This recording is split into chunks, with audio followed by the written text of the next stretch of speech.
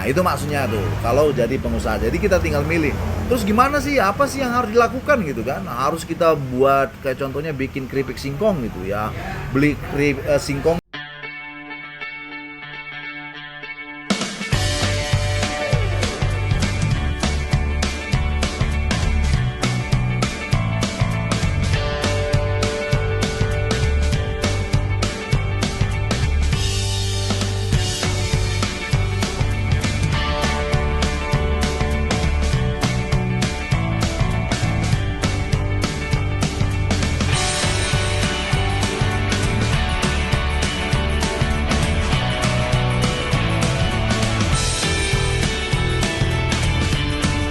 Ya, jadi untuk memulai berbisnis atau berusaha itu sebenarnya itu lebih mudah gitu. Nah, lebih mudah gitu.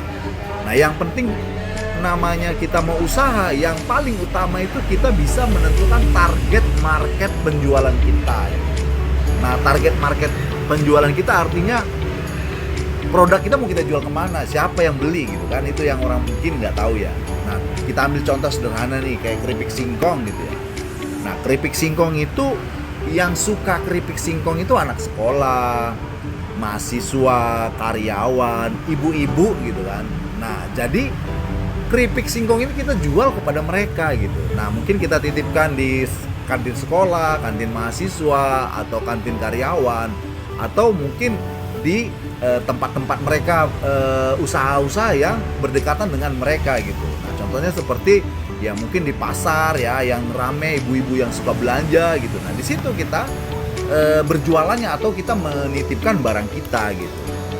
Nah, jangan seumpama kita menjual kue nastar contohnya ya kan. Nah, atau dodol gitu.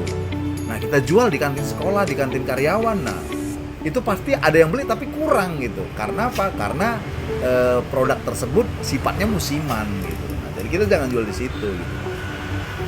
Nah, itu ya. Jadi untuk menjadi karyawan itu memang mudah gitu, enak gitu jadi karyawan, gampang, tiap bulan pasti dapat gaji gitu kan. Nah, tapi kalau ke depannya gitu kan, kebutuhan kita makin tinggi, makin besar, sementara karyawan itu gajinya ya segitu-segitu aja gitu. Tapi kalau kita jadi pebisnis atau pengusaha gitu, ya memang modalnya nggak punya gitu ya, memang awalnya itu berat gitu. Nah, modalnya nggak punya gitu. Nah, ibaratnya tadi kalau kita modalnya nggak ada, ya dari nol, dari bawah gitu. Ya bisa kita dibohongin, ditolak, ya ditipu gitu ya. Tapi akhirnya jadi enak gitu. Nah, ibaratnya kita bisa time freedom, time finansial gitu kan.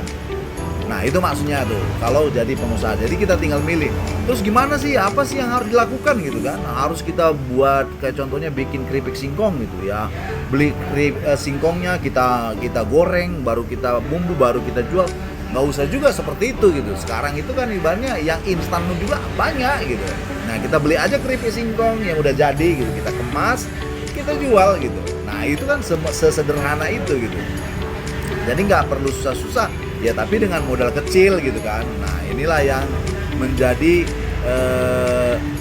satu program yang ada di Idola Snack Jaya. Kita punya kemitraan. Nah, orang yang belum punya modal, nggak tahu cara menjual snack atau membuat usaha di bidang snack, nah kita buat di sini pelatihan berwirausaha. Nah, orang udah punya kerjaan tapi pengen usaha, tapi modal kecil ya, modal sejuta udah bisa memulai usaha ini dari bawah. Yang ketiga, orang udah punya modal tapi nggak tahu bagaimana cara mengelolanya. Nah, kita berikan bagaimana cara memulai usaha itu tadi, memulai sampai hingga besar gitu, mulai dari toko kecil sampai dengan agen. Nah, begitu kita buat supaya orang lebih mudah, nggak mikir kemana-mana, bagaimana gitu.